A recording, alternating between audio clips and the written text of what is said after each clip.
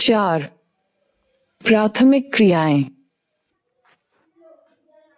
मानव के वो कार्यकलाप जिनसे आय प्राप्त होती है आर्थिक क्रिया कहा जाता है।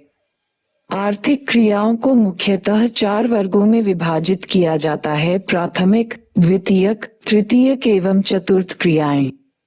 प्राथमिक क्रियाएं प्रत्यक्ष रूप से पर्यावरण पर निर्भर है, क्योंकि ये पृथ्वी के संसाधनों जैसे भूमि, जल, वनस्पति, भवन निर्माण सामग्री एवं खनिजों के उपयोग के विषय में बतलाती हैं।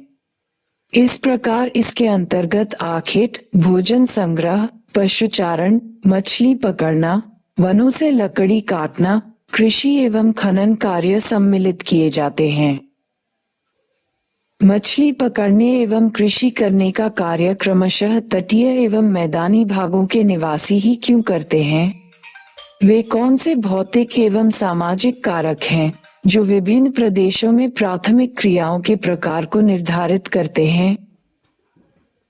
क्या आप जानते हैं? क्या आप जानते हैं? प्राथमिक कार्यकलाप करने वाले लोग उनका कार्य क्षेत्र घर से बाहर होने के कारण लाल कॉलर श्रमिक कहलाते हैं। आखेट एवं भोजन संग्रह।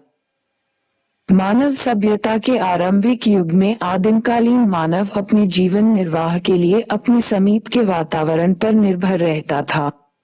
उसका जीवन निर्वाह 2 कार्यों द्वारा होता था: क, पशुओं का आखेट कर, और ख, अपने समीप के जंगलों से खाने योग्य जंगली पौधे एवं कंद मूल आदि को एकत्रित कर आदिमकालीन समाज जंगली पशुओं पर निर्भर था। अतिशीत एवं अत्यधिक गर्म प्रदेशों के रहने वाले लोग आखेट द्वारा जीवन यापन करते थे। तकनीकी विकास के कारण यद्यपि मत्स्य ग्रहण आधुनिकीकरण से युक्त हो गया है, तथापि तटवर्ती क्षेत्रों में रहने वाले लोग अब भी मछली पकड़ने का कार्य करते हैं। अवैध शिकार के कारण जीवों की कई जातियां या तो लुप्त हो गई हैं या संकटापन्न है। प्राचीन काल के आखेटक पत्थर या लकड़ी के बने औजार एवं तीर इत्यादि का प्रयोग करते थे, जिससे मारे जाने वाले पशुओं की संख्या सीमित रहती थी। भारत में शिकार पर क्यों प्रतिबंध लगाया गया है? भोजन संग्रह एवं आखेट प्राचीनतम ज्ञात आर्थिक क्रियाएं हैं। विश्व के विभिन्न भागों में ये कार्य विभिन्न स्तरों पर विभिन्न रूपों में किया जाता है। ये कार्य कठोर जलवायुविक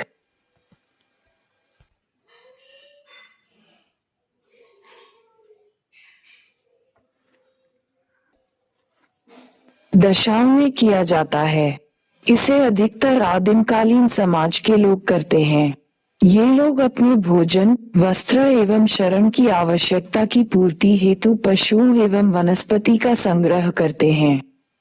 इस कार्य के लिए बहुत कम पूंजी एवं निम्न स्तरीय तकनीकी ज्ञान की आवश्यकता होती।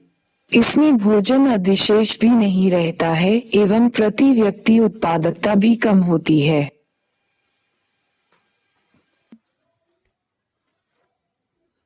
भोजन संग्रह विश्व के 2 भागों में किया जाता है। 1. उच्च अक्षांश के क्षेत्र जिसमें उत्तरी कनाडा, उत्तरी यूरेशिया एवं दक्षिणी चिली आते हैं। निम्न अक्षांश के क्षेत्र जिसमें अमेजन बेसिन, उष्णकटिबंधीय अफ्रीका, ऑस्ट्रेलिया एवं दक्षिणी पूर्वी एशिया का आंतरिक प्रदेश आता है। चित्र 4.2। आधुनिक समय में भोजन संग्रह के कार्य का कुछ भागों में व्यापारीकरण भी हो गया है। ये लोग कीमती पौधों की पत्तियां, छाल एवं औषधीय पौधों को सामान्य रूप से संशोधित कर बाजार में बेचने का कार्य भी करते हैं। पौधे के विभिन्न भागों का ये उपयोग करते हैं। उदाहरण के तौर पर छाल का उपयोग कुनैन, चमड़ा तैयार करना एवं कार्क के लिए, पत्तियों का उपयोग दवाइयाँ एवं कांतिवर्धक वस्तुएं बनाने के लिए, रेशे को कपड़ा बनाने, दृढ़फल को भोजन एवं तेल के लिए एवं पेड़ के तने का उपयोग रबड़, बलाटा, गोंद व राल बनाने के लिए करते हैं। क्या आप जानते हैं? च्युइंगम को चूसने के बाद शेष बचे भाग को क्या कहते हैं? क्या तुम जानते हो कि इसे चिकल कहते हैं? ये जेपोटा वृक्ष के दूध से बनता है।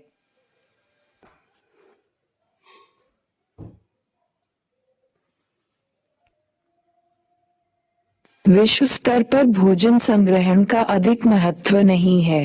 इन क्रियाओं के द्वारा प्राप्त उत्पाद विश्व बाजार में प्रतिस्पर्धा नहीं कर सकते।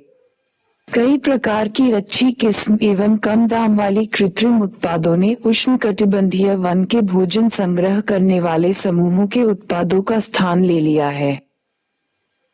पशुचारण।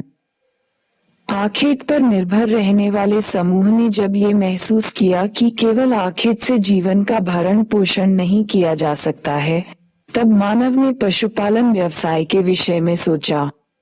विभिन्न जलवायुविक दशाओं में रहने वाले लोगों ने उन क्षेत्रों में पाए जाने वाले पशुओं का चयन करके पालतू बनाया। भौगोलिक कारकों एवं तकनीकी विकास के आधार पर वर्तमान समय में पशुपालन व्यवसाय निर्वहन अथवा व्यापारिक स्तर पर किया जाता है। चलवासी पशुचारण। चलवासी पशुचारण एक प्राचीन जीवन निर्वाह व्यवसाय रहा है, जिसमें पशुचारक अपने भोजन, वस्त्र, शरण, औजार एवं यातायात के लिए पशुओं पर ही निर्भर रहता था। वे अपने पालतू पशुओं के साथ पानी एवं चरागाह की उपलब्धता एवं गुणवत्ता के अनुसार एक स्थान से दूसरे स्थान पर स्थानांतरित होते रहते थे। इन पशुचारक वर्गों के अपने अपने निश्चित चरागाह क्षेत्र होते थे।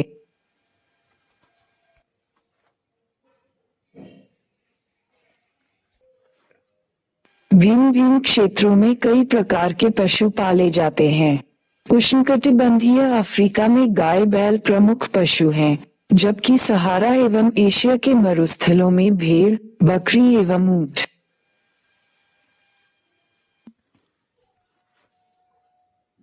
पाला जाता है। तिब्बत एवं एंडीज के पर्वतीय भागों में यांक व लामा एवं आर्कटिक और उप उत्तरी ध्रुवीय क्षेत्रों में रेडियर पाला जाता है।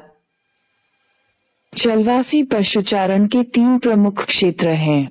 इसका प्रमुख क्षेत्र उत्तरी अफ्रीका के एटलांटिक तट से अरब प्रायद्वीप होता हुआ मंगोलिया एवं मध्य चीन तक फैला है।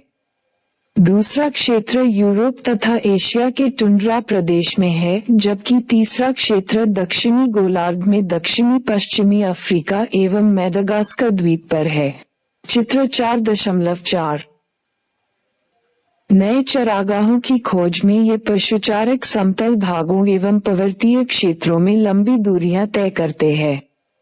गर्मियों में मैदानी भाग से पर्वतीय चरागाह की ओर एवं शीत में पर्वतीय भाग से मैदानी चरागाहों की ओर प्रवास करते हैं। इनकी इस गतिविधि को ऋतु प्रवास कहा जाता है। भारत में हिमालय के पर्वतीय क्षेत्रों में गुज्जर, बकवाल, गद्दी एवं भूटिया लोगों के समूह ग्रीष्मकाल में मैदानी क्षेत्रों से पर्वतीय क्षेत्रों में चले जाते हैं एवं शीतकाल में पर्वतीय क्षेत्रों से मैदानी क्षेत्र में आ जाते हैं। इसी प्रकार टुंड्रा प्रदेश में ग्रीष्मकाल में दक्षिण से उत्तर की ओर एवं शीत में उत्तर से दक्षिण की ओर चलवासी पशुचारकों का पशुओं के साथ प्रवास होता है।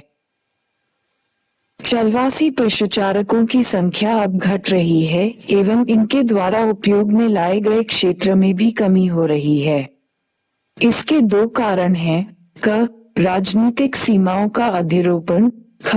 कई देशों द्वारा नई बस्तियों की योजना बनाना। वाणिज्य पशुधन पालन। चलवासी पशुचारण की अपेक्षा वाणिज्य पशुधन पालन अधिक व्यवस्थित एवं पूंजी प्रधान है। वाणिज्य पशुधन पालन पश्चिमी संस्कृति से प्रभावित है एवं फार्म भी स्थायी होते हैं। ये फार्म विशाल क्षेत्र पर फैले होते हैं एवं संपूर्ण क्षेत्र को छोटी छोटी इकाइयों में विभाजित कर दिया जाता है। चराई को नियंत्रित करने के लिए इन्हें बाड़ लगाकर एक दूसरे से अलग कर दिया जाता है। जब चराई के कारण एक छोटे क्षेत्र की घास समाप्त हो जाती है, तब पशुओं को दूसरे छोटे क्षेत्र में ले जाया जाता है। वाणिज्य पशुधन पालन में पशुओं की संख्या भी चारागाह की वहन क्षमता के अनुसार रखी जाती है। यह एक विशिष्ट गतिविधि है जिसमें केवल एक ही प्रकार के पशु पाले जाते हैं। प्रमुख पशुओं में भेड़, बकरी, गाय, बैल एवं घोड़े हैं। इनसे प्राप्त मांस, खालें एवं ऊन को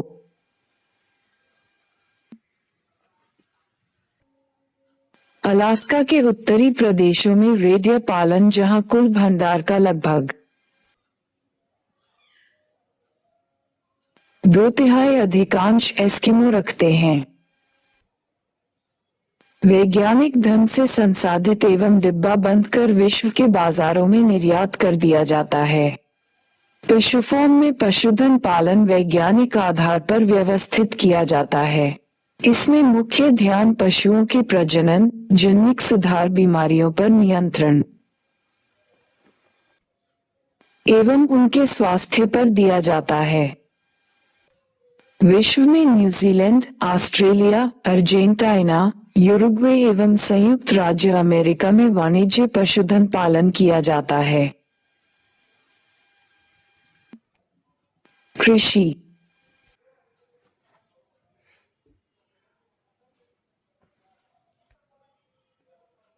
विश्व में पाई जाने वाली विभिन्न भौतिक, सामाजिक एवं आर्थिक दशाएं कृषि कार्य को प्रभावित करती हैं एवं इसी प्रभाव के कारण विभिन्न कृषि प्रणालियां देखी जाती हैं। कृषि विभिन्न प्रकार के फसलों का बोया जाना तथा पशुपालन विभिन्न कृषि विधियों पर आधारित होता है। मुख्य प्रणालियां निम्नलिखित हैं। निर्वाह कृषि। इस प्रकार की कृषि में कृषि क्षेत्र में रहने वाले स्थानीय उत्पादों का संपूर्ण अथवा लगभग का उपयोग करते हैं। इसको 2 भागों में वर्गीकृत किया जा सकता है। आदिकालीन निर्वाह कृषि। आदिकालीन निर्वाह कृषि अथवा स्थानांतरणशील कृषि कार्य उष्णकटिबंधीय क्षेत्रों में किया जाता है, जहां आदिम जाति के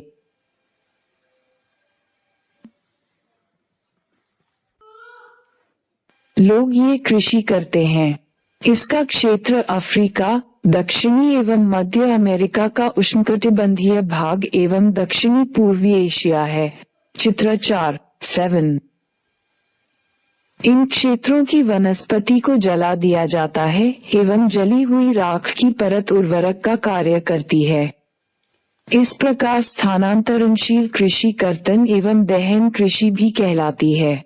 इसमें बोए गए खेत बहुत छोटे छोटे होते हैं एवं खेती भी पुराने औजार जैसे लकड़ी, कुदाली एवं फावड़े द्वारा की जाती है। कुछ समय पश्चात 3 से 5 वर्ष जब मिट्टी का उपजाऊपन समाप्त हो जाता है, तब कृषक नए क्षेत्र में वन जलाकर कृषि के लिए भूमि तैयार करता है। कुछ समय पश्चात कृषक वापस पहले वाले कृषि क्षेत्र पर कृषि कार्य करने आ जाता है। इस कृषि कार्य में सबसे बड़ी समस्या यह है कि इस क्षेत्र में भूमि की उर्वरता कम होती जाती है, जिससे झूम का चक्र, आग लगाकर कृषि क्षेत्र तैयार करना, छोटा होता जाता है। उष्णकटिबंधीय क्षेत्रों में इसे अलग अलग नामों से जाना जाता है। भारत के उत्तरी पूर्वी राज्यों में इसे झूमिंग, मध्य अमेरिका एवं मेक्सिको में मिल्पा एवं मलेशिया व इंडोनेशिया में लादांग कहा जाता है। आप ऐसे अन्य क्षेत्रों का पता लगाएं जहां इस प्रकार की कृषि की जाती है एवं वहां इसे किस नाम से पुकारते हैं। गहन निर्वाह कृषि। इस प्रकार की कृषि मानसून एशिया के घने बसे देशों में की जाती है। गहन निर्वाह कृषि के 2 प्रकार हैं। चावल प्रधान गहन निर्वाह कृषि। इसमें चावल प्रमुख फसल होती है। अधिक जनसंख्या घनत्व के कारण खेतों का आकार छोटा होता है एवं कृषि कार्य में कृषक का संपूर्ण परिवार लगा रहता है। भूमि का गहन उपयोग होता है एवं यंत्रों की अपेक्षा मानव श्रम का अधिक महत्व है। उर्वरता बनाए रखने के लिए पशुओं के गोबर की खाद एवं हरी खाद का उपयोग किया जाता है। इस कृषि में प्रति इकाई उत्पादन अधिक होता है, परंतु प्रति कृषक उत्पादन कम है। चावल रहित गहन निर्वाह कृषि। मानसून एशिया के अनेक भागों में उच्चावच जलवायु, मृदा तथा अन्य भौगोलिक कारकों की भिन्नता के कारण धान की फसल उगाना प्रायः संभव नहीं है। उत्तरी चीन, मंचूरिया, उत्तरी कोरिया एवं उत्तरी जापान में गेहूं, सोयाबीन, जौ एवं सोरपुम बोया जाता है। भारत में सिंध गंगा के मैदान के पश्चिमी भाग में गेहूं एवं दक्षिणी व पश्चिमी शुष्क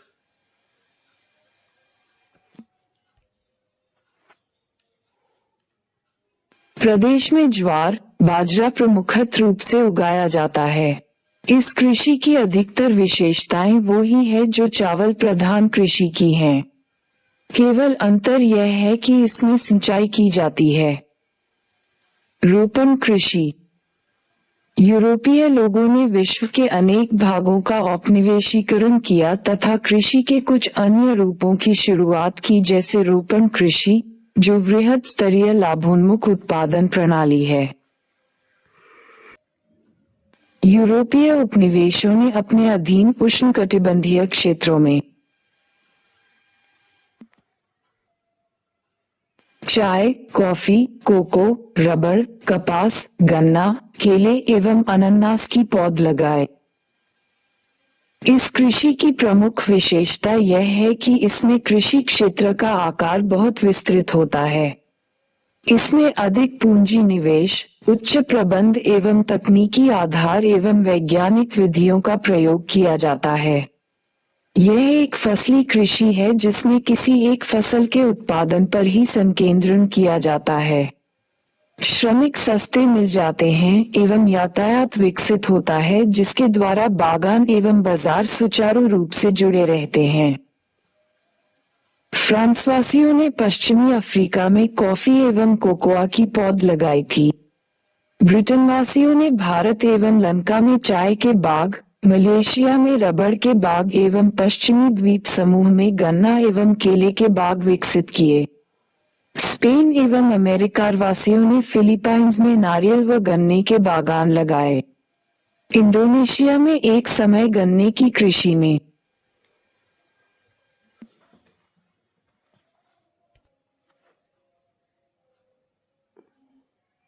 हॉलैंड वासियों, डचों का एकाधिकार था। ब्राजील में अभी भी कुछ कॉफी के बागान, जिन्हें फेजेंडा कहा जाता है, यूरोप वासियों के नियंत्रण में है। वर्तमान में अधिकतर बागानों का स्वामित्व देशों की सरकार अथवा नागरिकों के नियंत्रण में है।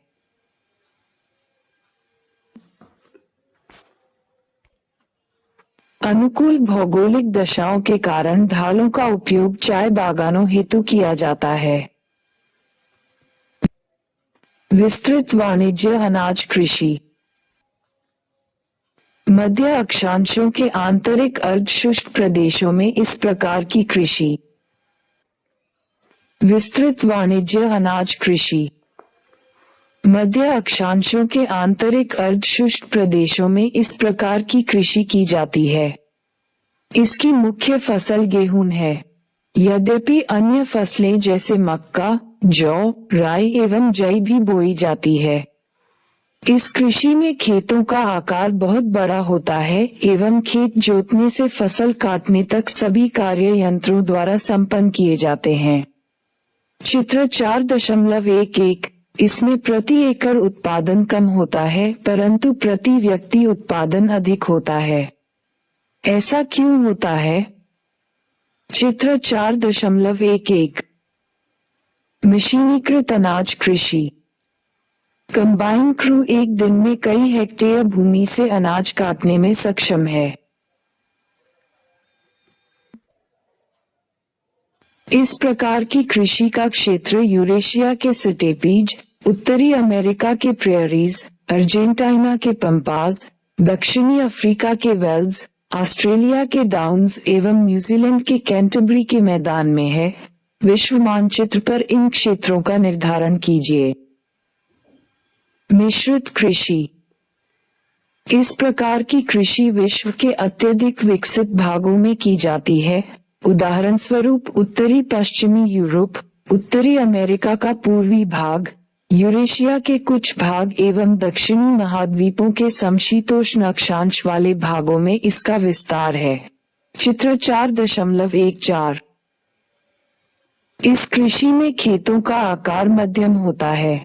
इसमें बोई जाने वाली फसलें गेहूं, जौ, राई, जई, मक्का, चारे की फसल एवं कंदमूल प्रमुख हैं। चारे की फसलें मिश्रित कृषि के मुख्य घटक हैं। फसल उत्पादन एवं पशुपालन दोनों को इसमें समान महत्व दिया जाता है। फसलों के साथ पशुओं जैसे मवेशी, भेड़, सूअर एवं कुक्कुर आय के मुख्य स्रोत हैं। सस्यावर्तन एवं अंतः फसली कृषि मृदा की उर्वरता को बनाए रखने में महत्वपूर्ण भूमिका निभाते हैं। विकसित कृषि यंत्र, इमारतों, रासायनिक एवं वनस्पति खाद, हरी खाद के गहन उपयोग आदि पर अधिक पूंजी व्यय के साथ ही कृषकों की कुशलता और योग्यता मिश्रित कृषि की मुख्य विशेषताएं हैं। डेयरी कृषि। डेयरी व्यवसाय दुधारू पशुओं के पालन पोषण का सर्वाधिक उन्नत एवं दक्ष प्रकार है। इसमें पूंजी की भी अधिक आवश्यकता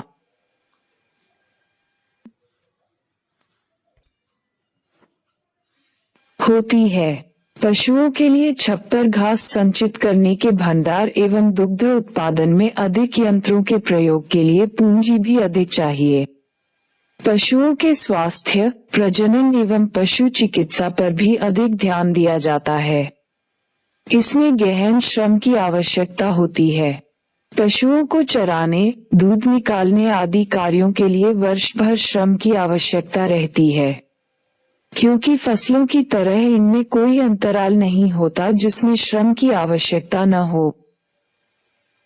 डेयरी कृषि का कार्य नगरीय एवं औद्योगिक केंद्रों के समीप किया जाता है, क्योंकि ये क्षेत्र ताज़ा दूध एवं अन्य डेयरी उत्पाद के अच्छे बाजार होते हैं। वर्तमान समय में विकसित यातायात के साधन, प्रशीतकों का उपयोग, पास्त्रीकरण की सुविधा के कारण विभिन्न डेयरी उत्पादों को अधिक समय तक रखा जा सकता है। वाणिज्य डेयरी कृषि 3 प्रमुख क्षेत्र हैं। सबसे बड़ा प्रदेश उत्तरी पश्चिमी यूरोप का क्षेत्र है। दूसरा कनाडा एवं तीसरा क्षेत्र न्यूजीलैंड, दक्षिणी पूर्वी ऑस्ट्रेलिया एवं तस्मानिया है। चित्र 4.16। भूमध्यसागरीय कृषि। भूमध्यसागरीय कृषि अति विशिष्ट प्रकार की कृषि है। इसका विस्तार भूमध्य सागर के समीपवर्ती क्षेत्र जो दक्षिणी यूरोप से उत्तरी अफ्रीका में ट्यूनीशिया से एटलांटिक तट तक फैला है। दक्षिणी कैलिफोर्निया, मध्यवर्ती चिली, दक्षिणी अफ्रीका का दक्षिणी पश्चिमी भाग एवं ऑस्ट्रेलिया के दक्षिण व दक्षिण पश्चिम भाग में है। खट्टे फलों की आपूर्ति करने में ये क्षेत्र महत्वपूर्ण है। अंगूर की कृषि भूमध्यसागरीय क्षेत्र की विशेषता है। इस क्षेत्र के कई देशों में अच्छी किस्म के अंगूरों से उच्च गुणवत्ता वाली मदिरा का उत्पादन किया जाता है। निम्न श्रेणी के अंगूरों को सुखाकर मुनक्का एवं किशमिश बनाई जाती है। अंजीर एवं जैतून भी यहाँ उत्पन्न होता है। शीत ऋतु में जब यूरोप एवं संयुक्त राज्य अमेरिका में फलों एवं सब्जियों की मांग होती है तब इसी क्षेत्र से पूर्ति की जाती है। बाजार के लिए सब्जी खेती एवं उद्यान कृषि। इस प्रकार की कृषि में अधिक मुद्रा मिलने वाली फसलें जैसे सब्जियां, फल एवं पुष्प लगाए जाते हैं जिनकी मांग नगरीय क्षेत्रों में होती है। इस कृषि में खेतों का आकार छोटा होता है एवं खेत अच्छे यातायात साधनों के द्वारा नगरीय केंद्रों जहां ऊंची आय वाले उपभोक्ता रहते हैं। इसमें गहन श्रम एवं अधिक पूंजी की आवश्यकता होती है। इसके अतिरिक्त सिंचाई, उर्वरक, अच्छी किस्म के बीज, कीटनाशी, हरित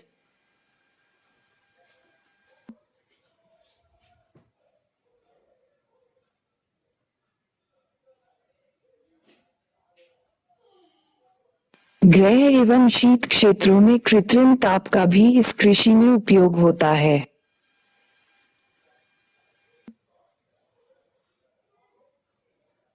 इस प्रकार की कृषि उत्तरी पश्चिमी यूरोप, संयुक्त राज्य अमेरिका के उत्तरी पूर्वी भाग एवं भूमध्य सागरीय प्रदेश में अधिक विकसित है, जहां औद्योगिक क्षेत्रों में जनसंख्या घनत्व अधिक है।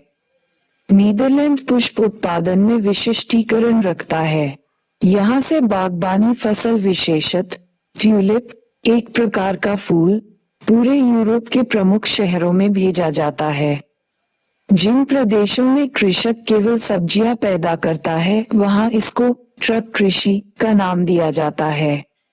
ट्रक फार्म एवं बाजार के मध्य की दूरी, जो एक ट्रक रात भर में तय करता है, उसी आधार पर इसका नाम ट्रक कृषि रखा गया है। पश्चिमी यूरोप एवं उत्तरी अमेरिका के औद्योगिक क्षेत्रों में उद्यान कृषि के अलावा कारखाना कृषि भी की जाती है। इसमें पशुधन पाला जाता है, जिनमें विशेषतः गाय, बैल एवं कुक्कुर होते हैं। इन्हें बाड़े पर कारखानों में तैयार बने बनाए भोजन पर रखा जाता है एवं उनकी बीमारियों का भी ध्यान रखा जाता है। इसमें भवन निर्माण, यंत्र खरीदने, प्रकाश एवं ताप की व्यवस्था करने एवं पशु चिकित्सा के लिए बहुत अधिक धन की आवश्यकता होती है। अच्छी नस्ल का चुनाव और प्रजनन की वैज्ञानिक विधियों कुक्कुर एवं पशुपालन के महत्वपूर्ण लक्षण हैं। कृषि करने वाले संगठन के आधार पर भी कृषि के प्रकारों का वर्गीकरण किया जा सकता है। कृषि संगठन कृषक का खेतों पर अपना अधिकार एवं उस पर सरकारी नीतियां जो कृषि में सहायक होती हैं, से प्रभावित होता है। सहकारी कृषि, जब कृषकों का एक समूह अपनी कृषि से अधिक लाभ कमाने के लिए स्वेच्छा से एक सहकारी संस्था बनाकर कृषि कार्य संपन्न करे, उसे सहकारी कृषि कहते हैं। इसमें व्यक्तिगत फार्म अक्षुण्ण रहते हुए सहकारी रूप में कृषि की जाती है। सहकारी संस्था कृषकों को सभी रूप में सहायता करती है। ये सहायता कृषि कार्य में आने वाली सभी चीजों की खरीद करने, कृषि उत्पाद को उचित मूल्य पर बेचने एवं सस्ती दरों पर प्रसंस्कृत साधनों को जुटाने के लिए होती है। सहकारी आंदोलन एक शताब्दी पूर्व प्रारंभ हुआ था एवं पश्चिमी यूरोप के डेनमार्क, नीदरलैंड, बेल्जियम, स्वीडन एवं इटली में ये सफलतापूर्वक चला। सबसे अधिक सफलता इसे डेनमार्क में मिली, जहां प्रत्येक कृषक इसका सदस्य है। डेनमार्क में यह आंदोलन सर्वाधिक सफल रहा, जहां व्यावहारिक रूप से प्रत्येक कृषक इस आंदोलन का सदस्य है। सामूहिक कृषि, इस प्रकार की कृषि का आधारभूत सिद्धांत ये होता है कि इसमें उत्पादन के साधनों का स्वामित्व संपूर्ण समाज एवं सामूहिक श्रम पर आधारित होता है। कृषि का ये प्रकार पूर्व सोवियत संघ में प्रारंभ हुआ था, जहां कृषि की दशा सुधारने एवं उत्पादन में वृद्धि व आत्मनिर्भरता प्राप्ति के लिए सामूहिक कृषि प्रारंभ की गई। इस प्रकार की सामूहिक कृषि को सोवियत संघ में कोलखोज का नाम दिया गया। सभी कृषक अपने संसाधन जैसे भूमि, पशुधन एवं श्रम को मिलाकर कृषि कार्य करते थे। ये अपनी दैनिक आवश्यकताओं की पूर्ति के लिए भूमि का छोटा सा भाग अपने अधिकार में भी रखते थे। खनन, मानव विकास के इतिहास में खनिजों की खोज की कई अवस्थाएं देखी जा सकती हैं, जैसे ताम्र युग, कांस्य युग एवं युग। प्राचीन काल में खनिजों का उपयोग औजार बनाने, बर्तन बनाने एवं हथियार बनाने तक ही सीमित था। इसका वास्तविक विकास औद्योगिक क्रांति के पश्चात ही संभव हुआ एवं निरंतर इसका महत्व बढ़ता रहा है। खनन कार्य को प्रभावित करने वाले कारक, खनन कार्य की लाभप्रदता दो बातों पर निर्भर करती है। आय, भौतिक कारक जिनमें खनिज निक्षेपों के आकार, श्रेणी एवं उपस्थिति की अवस्था को सम्मिलित करते हैं। ई, आर्थिक कारक जिनमें खनिज की मांग, विद्यमान तकनीकी ज्ञान एवं उसका उपयोग, अवसंरचना के विकास के लिए उपलब्ध पूंजी एवं यातायात व श्रम पर होने वाला व्यय आता है। खनन की विधियां। उपस्थिति की अवस्था एवं अयस्क की प्रकृति के आधार पर खनन के दो प्रकार हैं, धरातलीय एवं भूमिगत खनन। धरातलीय खनन को विवृत खनन भी कहा जाता है। ये खनिजों के खनन का सबसे सस्ता तरीका है, क्योंकि इस विधि में सुरक्षात्मक पूर्वोपायों एवं उपकरणों पर अतिरिक्त खर्च अपेक्षाकृत निम्न कम होता है एवं उत्पादन शीघ्र व अधिक होता है। जब अयस्क धरातल के नीचे गहराई में होता है तब भूमिगत अथवा कूप की खनन विधि का प्रयोग किया जाता है। इस विधि में लंबवत कूपक गहराई तक स्थित हैं, जहां से भूमिगत गैलरियां खनिजों तक पहुंचने के लिए फैली हैं। इन मार्गों से होकर खनिजों का निष्कर्षण एवं परिवहन धरातल तक किया जाता है। खदान में कार्य करने वाले श्रमिकों तथा निकाले जाने वाले खनिजों के सुरक्षित और प्रभावी आवागमन हेतु इसमें विशेष प्रकार की लिफ्ट बेधक, बर्मा, माल ढोने की गाड़ियां तथा वायु संचार प्रणाली की आवश्यकता होती है। खनन का ये तरीका जोखिम भरा है, क्योंकि जहरीली गैसें, आग एवं बाढ़ के कारण कई बार दुर्घटनाएं होने का भय रहता है। क्या आपने कभी भारत की कोयला खदानों में आग लगने एवं बाढ़ आने के विषय में पढ़ा है? विकसित अर्थव्यवस्था वाले देश उत्पादन की खनन, प्रसंस्करण एवं शोधन कार्य से पीछे हट रहे हैं, क्योंकि इसमें श्रमिक लागत अधिक आने लगी है। जबकि विकासशील देश अपने विशाल श्रमिक शक्ति के बल पर अपने देशवासियों के ऊंचे रहन सहन को बनाए रखने के लिए खनन कार्य को महत्व दे रहे हैं। अफ्रीका के कई देश, दक्षिण अमेरिका के कुछ देश एवं एशिया में आय के साधनों का 50% तक खनन कार्य से प्राप्त होता है। 2. निम्न प्रश्नों का 30 शब्दों में उत्तर दीजिए। आय, स्थानांतरी कृषि का भविष्य अच्छा नहीं है, विवेचना कीजिए। ई, बाजारीय सब्जी कृषि नगरीय क्षेत्रों के समीप ही क्यों की जाती है? ई, विस्तृत पैमाने पर डेयरी कृषि का विकास यातायात के साधनों एवं प्रशीतकों के विकास के बाद ही क्यों संभव हो सका है? 3. निम्न प्रश्नों का 150 शब्दों में उत्तर दीजिए। आय, चलवासी पशुचारण और वाणिज्य पशुधन पालन में अंतर कीजिए। ई, रोपण कृषि की मुख्य विशेषताएं बतलाए एवं भिन्न भिन्न देशों में उगाई जाने वाली कुछ प्रमुख रोपण फसलों के नाम बतलाए।